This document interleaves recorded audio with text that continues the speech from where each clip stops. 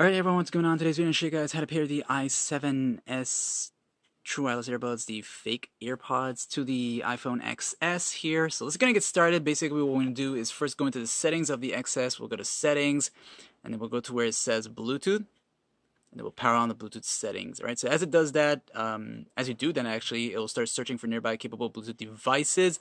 And in the meantime, let's go ahead and remove the i7s, these guys here.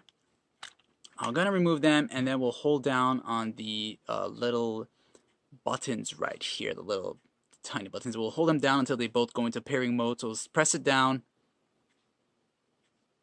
Alright, and just let it go. Once it does that, they'll sync to each other, and then the right side will go into pairing mode. Okay, so just wait for that, and there you go. And then once it does that, let's go ahead and let's jump back into the settings over here for the iPhone. Now you'll see that there's two of them.